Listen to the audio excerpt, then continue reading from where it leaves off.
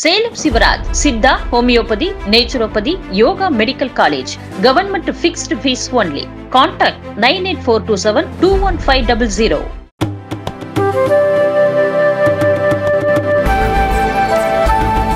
For giving me this opportunity.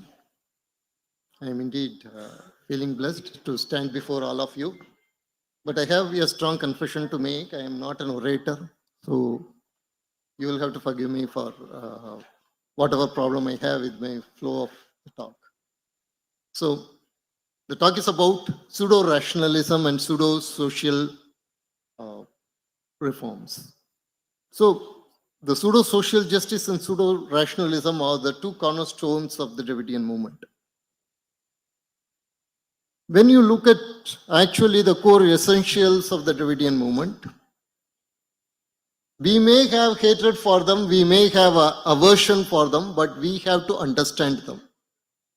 How is it that this particular movement that has very clear, very naked lies at its core have been able to hypnotize the people of this state? So what was the reason? இப்படி தன் அகத்தில் ஒரு முழுமையான பொய்யை வைத்திருக்கக்கூடிய ஒரு உண்மையின்மையை வைத்திருக்கக்கூடிய ஒரு இயக்கம் திராவிட இயக்கம். திராவிட இயக்கத்தின் அடிப்படையாக இருக்கக்கூடியவை முழுக்க முழுக்க பொய்கள். ஆனால் இந்த இயக்கம் இத்தனை ஆண்டு காலங்கள் பல தசாப்தங்களாக தமிழ்நாட்டு மக்களை தங்களுடைய பிடிக்குள் வைத்திருக்கிறது. அதற்கான காரணம் என்ன என்பதை நாம் சற்று விலகி நின்று ஆராய வேண்டும். நம்முடைய விருப்பு வெறுப்புகளை தள்ளி வைத்துவிட்டு அப்ஜெக்டிவாக காமம் செப்பாது கண்டது முடியுமோ என்று சொல்வார்கள். தன்னுடைய உணர்வுகளை சொல்லாமல் உண்மையில் என்ன விஷயம், ஏன் திராவிட இயக்கத்தினால் இப்படி ஒரு வெற்றியை அதனுடைய பொய்மையை தாண்டி உருவாக்க முடிந்திருக்கிறது என்பதை நாம் புரிந்து கொள்ள வேண்டும். ஏனென்றால் நாம் போரிடக்கூடியது நம் முன்னால் இருக்கக்கூடிய திராவிட இயக்கத்தோடு மட்டுமல்ல.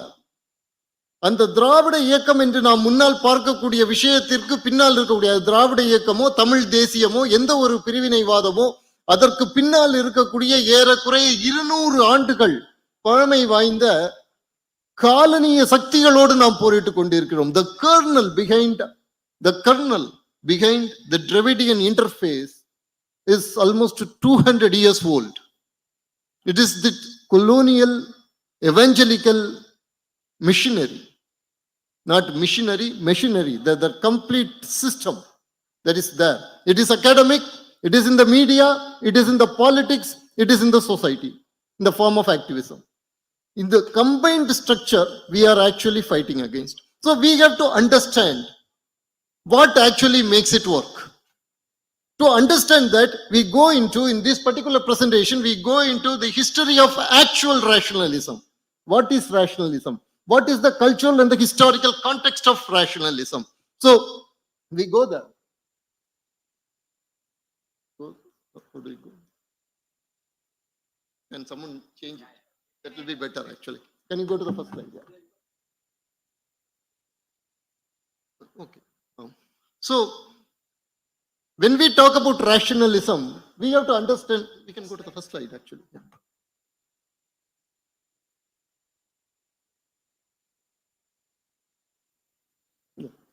When we talk about rationalism, I remember a particular article that came in Outlook. It was written by S. Anand. He is supposed to be an intellectual heading the Dalit movement. He himself was not a Dalit. And he said that no Indian language has a term for rationalism. No Indian language, except Tamil, because in Tamil you have the term Paguttarivu, and that is because of the Dravidian movement. So rationalism itself was crafted into the Indian culture by the Dravidian movement. Is it true? We just go and search for the etymology of the term reason. The etymology of the term reason, because reason is supposed to be the so-called Indo-European term. So etymology of the term reason actually comes from the root word ar, which in turn is also the root word for rita. So Rita and reason are related together very generically. So this very statement that reason does not have an Indian term is wrong. And if you go further, you will understand that Ar is also related to Arivu and Aram. So you actually have a complete collapse of the Orient Dravidian theory in terms of linguistics here, because you have Arivu, Aram, which are supposed to be pure Tamil words, but they have the so-called Proto-Indo-European roots. So whatever it is. So Arivu essentially means reason. Very interestingly, I think it was 9/11/1953, E.V. Ramasamy has written an article in which he also acknowledges the fact that Arivu also means so-called Paguttarivu. But Paguttarivu is not rationalism. Rationalism essentially means connecting the cause and the effect. Connecting the correct cause and the correct effect, that is called rationalism. So, பகுத்தறிவு இல்ல அது, அது கூட்டறிவு அப்படின்னு நம்ம சொல்லலாம். அறிவு அப்படின்ட்டு சொன்னாலே அதுதான். That is a different thing, right? So, you have problem. That is the first thing. That reason is very much an Indian term. Rationalism is an Indian concept that has deep roots. And it was not E.V. Ramasamy who created this in Tamil or Indian context. But you have to understand that this is the campaign. This is the media narrative. This is the construct that has been created. And in the case of Western rationalism, most probably we will consider René Descartes, whom you see here, a mathematician and a philosopher, as the father of rationalism, or rather say the father of modern thought process in the Western tradition. And he was also a person who was a person of dualist notion, that the thinking part and the physical part are entirely different. The mind and the matter are entirely different. They two belong to two different realms. They are not related. They were united by, in human beings, for example, the thinking aspect and the material aspect have been united by a divine will. So this kind of a dualism is also part of the rationalist tradition of the West. So this is the Western rationalist tradition. Can we go to the next slide? Okay. Right. Now I told you about these binary categories. Indian tradition rejects categories. Indian tradition is for continuum. This is very much given to us, even to our children, in the form of the Puranic episode of Prahalada and Hiranyakasipu. What were the boons that Hiranyakasipu got? That he should not be killed in the morning, in the daytime, he should not be killed in the nighttime. He should not be killed by an animal, he should not be killed by a human being, he should not be killed by a devata. He should not be killed by weapons, he should not be killed by hands. In all this, if you see, he was specifying the categories. He was specifying the categories. He always forgot the continuum. Between the outside and inside, there is a continuum of the door. Between the day and the night, there is the continuum of the Sandhya time. Between the weapon and the hands, there is the continuum of the nail. Between an animal and the human form, there is a continuum of the transient form. He was not able to look into the continuum, and that was his greatest mistake. And from that comes another great blunder. What was that blunder?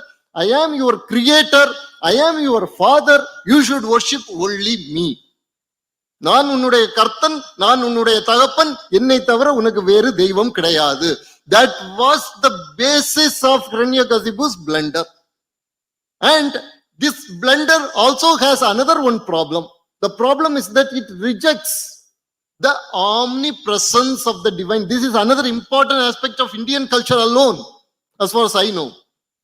You can talk of the divine as the omniscient. The divine knows everything. You can talk of the divine as the omnipotent. The divine is capable of everything. That you can see in all the religions throughout the world. But to talk of the divine, to realize the divine as omnipresent, that happens only in the Hindu culture, in the Indian culture. That is why Hiranyakasipu, from his dualism to his monopolistic expansionism, Monopolistic expansionism is more than monotheism.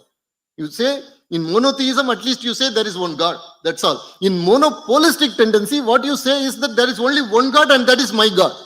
So he was telling, I am the creator, I am the father, I am the God. You cannot worship any other God. At that particular point of time, you have to reject the omnipresence of the God. If God is everywhere, then you cannot claim a special status to yourself. So he was rejecting that. So that is why he was asking, where is your God? And he was telling the God, the little Prahalada was telling, the God is there in the speck of an atom as well as in this pillar. And from the pillar, the fewest form of the divine emerged. So this particular aspect is actually shows this Puranic thing. Just think about the greatness of our culture, a Puranic episode that we tell each and every child in this nation grows with it. It contains a very strong philosophical, spiritual truth encoded in it. And that also shows the deficiency of the reductionist rationalism of the West. We have the intuitive capacity to understand that. Are we understanding that it or not is another question. But you have been given the equipments, the cultural tools. You have been given the ability to understand that. Whether we use it or not is another question. Now we go to the next slide. Can we go to the next slide? And in India, we have developed holistic rationalism. From Adi Shankara to Meygandar, I am showing two examples from India. The third example that I am showing is also very important. That is Baruch Spinoza. I go through the textbooks of our schools, syllabus. I find one thing very interesting. They talk about the Western Industrial Revolution. They talk about Western Enlightenment. They talk about Martin Luther. They talk about all these things, but they never talk about Spinoza, whereas Spinoza is the basis of true Western Renaissance. And he was an Advaiti. Baruch Spinoza was an Advaiti. And he was the person whom Albert Einstein quoted. Unfortunately, our textbooks don't talk about it. I sincerely ask the people here who are the decision-making authority, who will be decision-making authorities, who have influence in the decision-making authorities, to include Baruch Spinoza here. And we start with Adi Shankara. Adi Shankara very clearly states that when he is talking about the Maya Nirupana in Viveka Chudamani, he very, very beautifully says that Maya is the basis of the apparent, the universe that we see. And it is not something to be despised. It is something to be studied. It is the web of the causal relations. And it is by studying this web of the causal relations that you can actually understand the nature of Brahman. So Maya is not illusion. That is something that we have to understand. Maya is not illusion. Avyakta Namni, that is the term that Adi Shankara uses for Maya, Avyakta. Avyakta is also the name of goddess in Sri Lalita Sahasranama. So here, the Western ontology as well as the pseudo-rationalism, they created a narrative telling that we considered everything as Maya, so we didn't study the world, we didn't study the universe, we always thought of human miseries as a kind of a Maya illusion, so we ignored them. It is not true. Next, what you see is Meygandar. Meygandar became enlightened when he was just 2. And he gave a very wonderful explanation of Advaita. His Advaita was called Sivadvaita. Now, whenever you are told about Advaita, you always think of the same gold becoming different ornaments. But the gold is the same. That is the Advaita you talk about. But Meygandar told that Advaita is something different. Here, think of the sunlight. This is what the example he gives. Think of the sunlight. The sunlight comes into your cornea and into your nervous system. And with the physiological apparatus, it operates. And you have your own life form, your own life force. That also operates with it.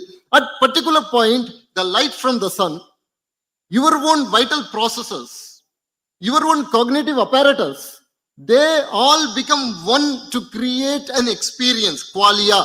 The modern consciousness researchers call it qualia. At that particular qualia, everything becomes non-dual. At that particular qualia, your physical light, your physiological apparatus, your cognitive apparatus, they all become non-dual. That point is the point of Advaita. So think about it. You have somebody like Megandar. Take any textbook in Tamil Nadu. You have a chapter on Megandar? No. Why? You have here an example. A template has been given to you to study consciousness. A template has been given to you just 3 or 4 days before in Scientific American. There was an article about vision, and they were talking about the vision is more psychological than physical. And here you have a template. I am not telling that Megandar knew exactly the rods, cones, cornea, etc., of the visual apparatus that we have inside our brain. No, he didn't know all those things, but he gave a philosophical template, the template that was more holistic. So here you have a holistic rationalism. In India, we have developed this holistic rationalism. Now we come to the pseudo-rationalism. Can we go to the next slide, please? Now we come to pseudo-rationalism. What is pseudo-rationalism? A very good demonstration of pseudo-rationalism was given by Tamil Nadu press very recently. When BJP leader Annamaliji, when he told that you are jumping like monkeys, then they told that you have called us as monkeys. Okay. The point is, when you tell that someone is very good in mathematics, in Tamil Nadu you have a common term, Kanakkala Puli. And then the pseudo-rationalist would ask you, then why he is not having 4 legs? So that is pseudo-rationalism for you. Pseudo-rationalism is taking literally the meaning in a very foolish way. But there is a venom in it. That is what you have to understand. There is venom. The venom is this, that you want to make your opponent look like an idiot. The next thing is, who is your opponent? Your opponent is your own person, your own brother. The difference between anti-Semitism and this Dravidianism is that in anti-Semitism, the non-Jews hated the Jews. In Dravidianism, our own brothers are made to hate our own cultural self, which is more dangerous, which is actually can lead to genocide. Today, if in Tamil Nadu there is no genocide, it is mainly because of the cultural strength of India, the cultural strength of Sanatana Dharma. Even a Dravidianist knows when he has to do Ayush Homam, which community he needs. He knows that. That is why the genocide is not happening. At the same time, we cannot take this for granted. These cultural ties are holding, or I would say the Punya Bala of our ancestors are holding us. But we also have to act, we also have to reinforce these aspects. Otherwise, we are going to be in big trouble, like in Rwanda or in Sri Lanka, we are going to be in trouble. So, we'll go to the next one. Here is an example, a very perfect example I am giving you of pseudo-rationalism and holistic rationalism. This, here you see, can you see? Here you can see the poster made by Dravida Kalagam when astronauts landed on the moon. So they showed this poster telling that in the head of Shiva is the crescent moon, and astronauts have landed on that itself. So the American astronaut had put his feet on the head of Shiva. Now this is an example for pseudo-rationalism because he takes the dance of Shiva as literal.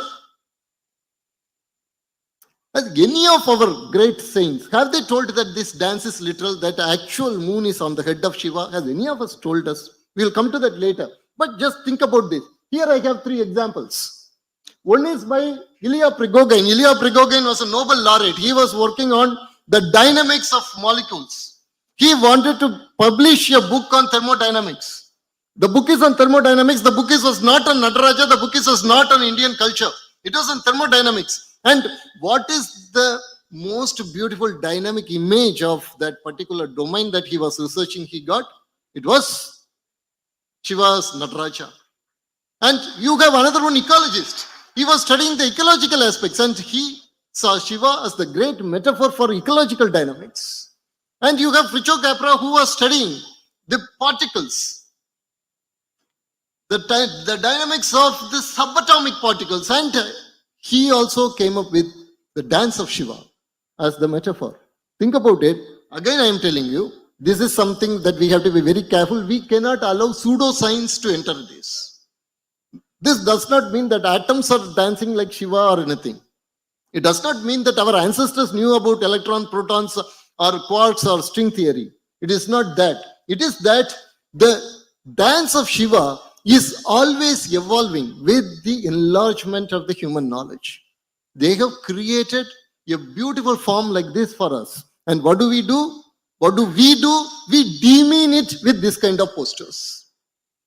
And then it is from this poster, it is just a couple of steps that you smuggle out Nataraja icons and you sell it to the idol smugglers. Right. So, this is about what actually pseudo-rationalism is. Now we move to the next one. Can we go fast? Yeah. Here we see a very good example of what actually the Hindu rationalism is. Everybody knows this particular verse by Tirumular. Muppuram Setanan Enbargal Mudargal Muppuramavadu Mummala Karyam. Right? So, when Shiva destroyed the three Tripuras, it did not mean that he destroyed them literally. Tirumular says us that the three Tripuras, they actually symbolize the three inner pollutants. The ego, karma, maya. So, here you have a template. This is a very interesting thing because throughout the world, the rationalists, they consider their religious text as poetry. For example, Genesis, they consider it as poetry. The rationalists will consider it as poetry. The fundamentalists will take the literal meaning. In India, it is the reverse. Here, we take the symbolic and the poetic and the mystical meaning. The so-called rationalists take the direct meaning. So here, this is a perfect example for pseudo-rationalism. We go to the next section. Yeah. Now we are coming to the social justice part. We have always been told that this particular nation is filled with the social inequalities. Every society in the world has been filled with the social inequalities. In every society, you have birth-based social discrimination. In every society, you have birth-based social exclusion. But it is only in the Hindu society, throughout the history, these social discriminations and social exclusions have been questioned. So here I give you two examples. One is Sri Mahabhakta Vijayam. It was published by Lifco. It is a very old text. It was published by Lifco, and the introduction was written by Namakkal Kavinyar. So you can imagine it was older than the Dravidian movement, actually, this particular text. And the Sri Mukham was given by Kanchi Kamagodi, Pidadhipati Sri Jayendra Saraswati Swamigal. And in this text, when you go inside, you will find that there are seers, sages from every community. And this was the basis of a great revolutionary. When he studied Sri Mahabhakta Vijayam, he became a social revolutionary. We will come to that. And that name would not even have registered in the mind of people because we will now go through fast. The next scene you are seeing, you have Umabadi Sivacharya and his guru. When they were walking, just to remove the concept of caste, the guru went, no, the previous one, please. Yeah. The guru went to the street of the weavers. The weavers would be having a lot of starch, the form of rice, starch for the cloth. So the guru goes and asks for that. And he gets it and he says, this is Siva Prasadam. And Umavadi Sivacharya, who was a great learned Brahmin, he got that from the guru flowing from his hand and he called it the Guru Prasadam. Thus, the concept of social aristocracy or the concept of social supremacy was being challenged continuously by Sanatana Dharma. It was not challenged by the colonial people. It was challenged by Sanatana Dharma. We'll go to the next one. Yeah. So, I told you about Sri Mahabhakta Vijayam. This Mahabhakta Vijayam inspired Swami Sahajananda to fight for the rights of the scheduled communities. And who was his guru? Who gave him the name Swami Sahajananda? He was Karapatra Sivapragasa Swamigal. Just think about this. In those days, Karapatra Swamigal made a scheduled community person a guru and told that this boy, at that time he was a boy, he told that this boy is equal to Shankaracharya himself. That was the greatness. And how many of us even remember Swami Sahajananda? More importantly, how many of us remember Sivaprakash Karapatra Swamigal? His Samadhi is there in Vyasarpadi. It is a place of great social spiritual renaissance because there he gave sannyasa to Swami Sahajananda. And one of the disciples of Karapatra Swamigal, he belonged to a Nayakar or Naidu community, I've forgotten. So he came to the Karapatra Swamigal and said, he wrote a letter and gave to him. The letter he told Swami, I cannot tell this with my words, so I am writing this letter. If you are giving sannyasa to this scheduled community boy, I will have to kill you, I will poison you. So you should not give. So that was the kind of caste stratification under the colonial rule. And that was challenged by what? By the Advaita. By Advaita of Karapatra Swamigal. Karapatra Swamigal made the icon of Adi Shankara and took it on a Nagarvalam throughout Vyasarpadi at that time. These places should be honored. Indu Arannilayathurai is not going to honor it. Dravidian movement is not going to honor it. We have to. We, the people of Hindu Sangathan, we have to honor these people. We'll go to the next one fast. Okay. And next, the great people that we have to talk about. This is 2022. December 12, you are going to have 150th birth anniversary of Dharmavir Munche. Munche, along with the MC Raja, he created the pact that would allow reservations for the scheduled community, at the same time would not create separate electorates so that the British divide and rule policy would work. And these are the great people who worked this plan. Based on this plan, only later Ambedkar-Gandhi Pact was created. We'll go to the next one. Yeah. Go to the next. And these two people we have to remember very, very importantly. One is Harbilas Sharda, who is on the left, and that is Jayakar.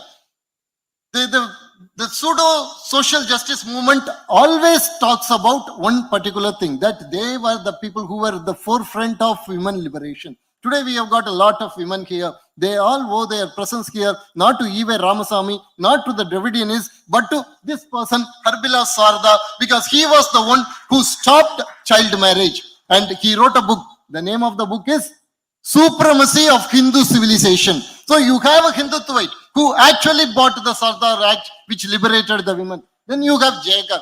Jayakar was the person who first asked for reservation for scheduled community in police force. He was a Hindu Mahasabha president. We'll go to the next fast. This 2023 is the 100th year of a great resolution by Sitaram Keshav Bole. So what did he do? In 1923, a resolution was passed in Bombay Legislative Assembly. It recognized the right of scheduled communities to use public water bodies, public roads, public parks, and the public spaces at large. This was responsible for the Magadh Satyagraha. And the person who passed it, S.K. Bole, who is sitting on the lap of Dr. Ambedkar, remember this person. He was the provincial head of Bombay Hindu Mahasabha. And he met Dr. Ambedkar when he was going to the Constituent Assembly and told, you should announce saffron flag as the national flag of India. That was the person who brought the resolution that created Magadh Satyagraha. So just think about it. When somebody tells you that they want the social justice, we have to tell that we are the persons who created the social justice movement in this nation. Social justice actually owes its existence today, as it is today, in a positive way to Hindutva and not to the Dravidianists. The Dravidianists are the pseudo-social reformers. Because just, you have to ask them this question. When Harbilas Sharda and Dr. Ambedkar united, Harbilas Sharda, a Hindutvaite, Dr. Ambedkar united, they were fighting for Sharda Act. What was E.V. Ramasamy Nayakar doing? I think the answer is unspeakable, so I won't tell that answer. Okay. Now, we'll go to the last one. Okay. Yeah. The same way, I want to remember you another one aspect. Babu Jagajeevan Ram.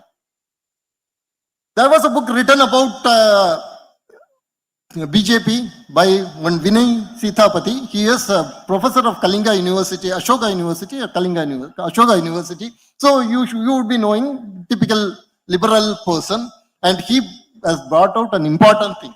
That is, when the Janata government was there, do you know who was the choice of RSS and Jansang to become the Prime Minister of India? It was Babu Jagjivan Ram.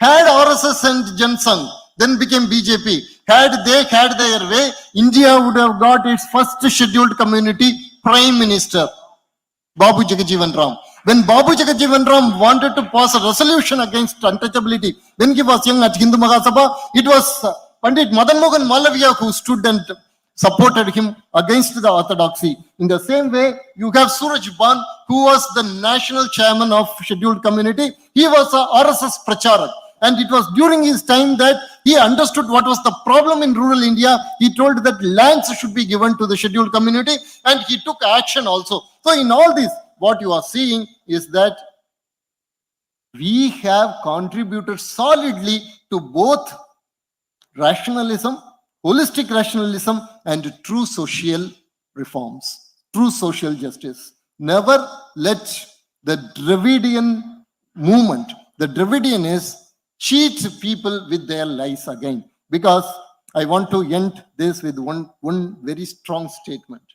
One very strong statement for the BJP people here. It is this. Every vote in this battle, it has civilizational consequences. Your vote for BJP is a vote for Indian civilization in Indian nation. Your vote against BJP is a visa we are personally signing to allow terrorists enter India and kill our children. We have to understand that. With this, I finish my talk. Thank you very much. Vande Mataram. Jai Hind.